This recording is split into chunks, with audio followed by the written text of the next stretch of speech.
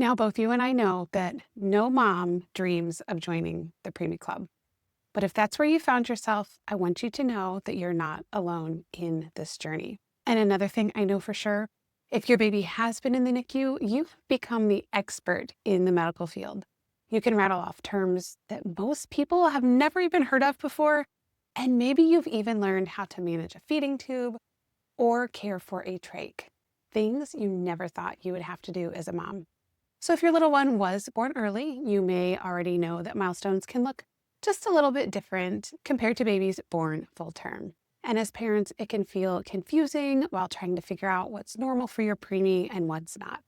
So today, I want to walk you through the 5 major areas of development that we track as early intervention therapists.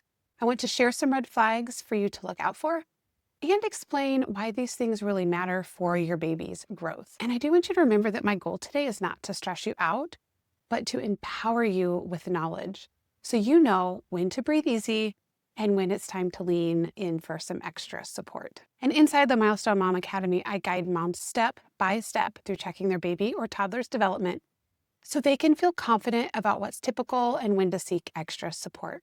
So if you are interested, there's a link in the description below. We would love to have you in there. Okay, but before we dive in, let me clarify something very, very important.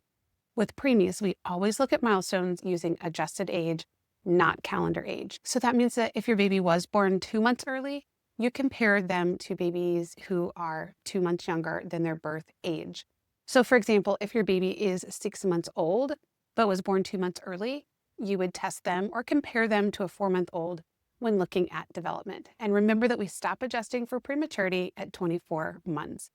And I do want to reiterate something I said in another video. If I'm coming into your home, your baby's 6 months old, but they are 2 months early, I will test them at a 4-month level. However, some babies that are premature, even though I'm testing them at 4 months, actually come out at 6 months. So they're showing absolutely no delay, whether they're at the 4-month level or the 6-month level. So just because I'm testing them at that age doesn't mean that they can't score based on their chronological age. So if you would like a full video about what I was just referring to on prematurity and adjusted age, I'll go ahead and leave that link in the description below. Okay, so these are 5 areas that I look at when I go into families' homes. Being a pediatric developmental therapist, I look at children globally, so 5 different areas of development.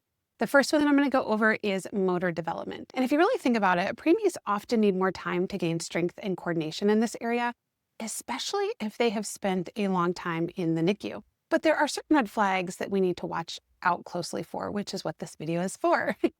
So if you find that their muscles often feel very floppy or even stiff, a stiff baby can sometimes mean hypertonia, and a floppy baby can sometimes mean hypotonia. So some other things to look out for: by around 4 months adjusted age, they have a difficult time holding their head up. By around 6 months adjusted age, they're not attempting to roll at all. And by around 3 to 4 months adjusted age, if they're not bringing their hands to the midline of their body, like collapsing their hands together or bringing them up towards their face, or even possibly starting to reach out at the midline. This is midline right here. Or if they're showing a strong preference for one side of their body versus the other. Maybe you're finding that they're only reaching out with their left hand and they're not using their right hand or arm very much. So why does this gross motor area matter? Well, I can name a few. Muscle tone, coordination, and strength. Think about what those are. They're the foundation, not only for gross motor development, but for every other skill your baby is learning, like sitting, crawling, walking, and even feeding and playing. And it's important to remember that without these building blocks, progress in other areas can be harder. So if your baby feels unusually stiff, floppy, or seems stuck on certain milestones past their adjusted age, make sure you do check in with your pediatrician or an early intervention program, because the earlier we address these motor concerns, the better we can help support strong movement patterns.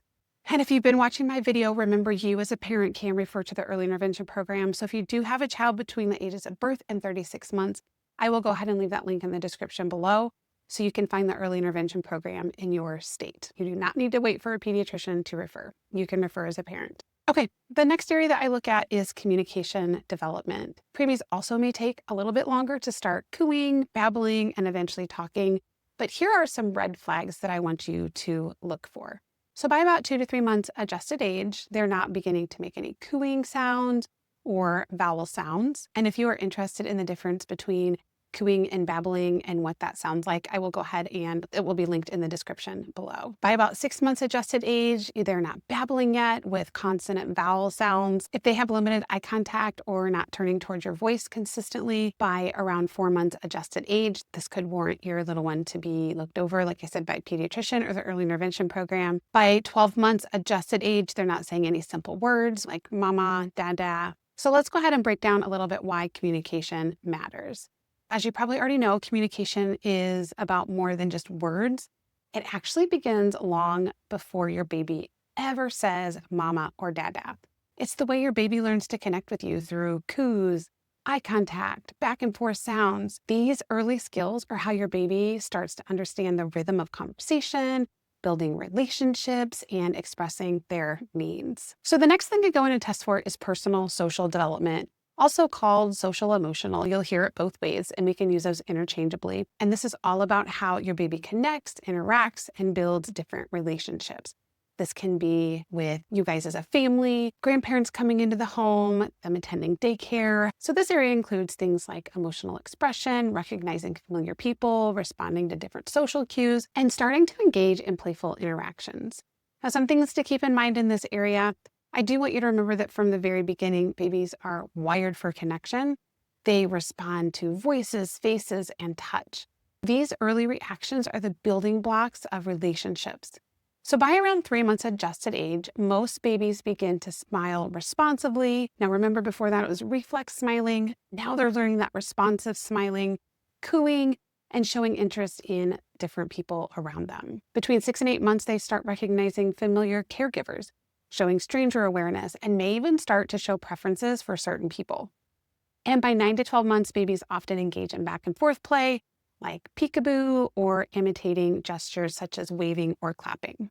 So why does personal social matter?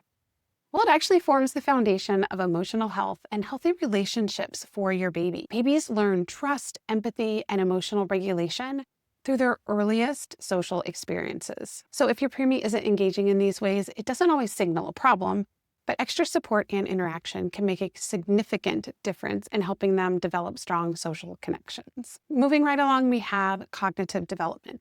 So this is how your baby learns, explores, and solves different problems. Eventually, this is going to turn into matching shapes, matching colors. But for right now in babies, if by 4 to 5 months adjusted age, you're not seeing them show any curiosity about toys or objects, if they're not bringing toys to their mouth or exploring them with their hand, by 6 to 7 months adjusted age, if they're not showing interest in cause and effect play like banging toys together or dropping items, 9 to 12 months adjusted age, if they're not imitating simple actions like clapping or waving, these would be some things that I would keep an eye on in this area. So what exactly does cognitive development mean, and why is it so important? Well, it actually lays the foundation for everything your baby will learn in the future. So when babies explore or manipulate objects, and start to notice patterns in their environment, they're actually strengthening their brain pathways that support problem-solving skills, memory, attention, and also reasoning. These early skills also influence how children approach challenges, how they learn new concepts, and interact with the world around them. So if your preemie seems uninterested in exploring toys or experimenting with objects, providing opportunity for hands-on exploration and interactive learning can help them build these essential cognitive skills and also set the foundation for lifelong learning. Okay, so the very last area I look at is adaptive skills. So these are skills like everyday feeding, sleeping, and eventually dressing and self-care. There's another big one that goes into this area. Can you guys guess what it is?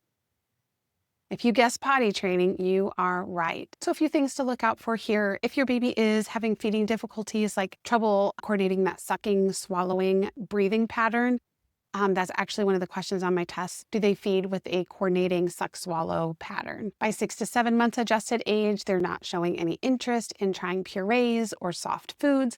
By 12 months adjusted age, they're not attempting to self-feed with their fingers or even trying to hold a spoon. By around 6 months adjusted age, they're still not settling into more predictable sleep-wake patterns. And again, why does adaptive matter? Well, adaptive skills help your baby participate in daily life. Like I said before, feeding, sleeping, self-help skills, dressing, eventually potty training. This isn't just convenience for parents. Your little one's actually building the foundation and building blocks for self-independence, regulation, and healthy growth. So if your preemie continues to struggle with feeding or adaptive skills, early support from maybe a feeding therapist, an occupational therapist, or other specialists can make those transitions smoother and safer. So now that you know some of the red flags to look for in your preemie and want to watch something else similar, you can watch this right here, Preemie Milestones Explained, What's Normal and When to Worry.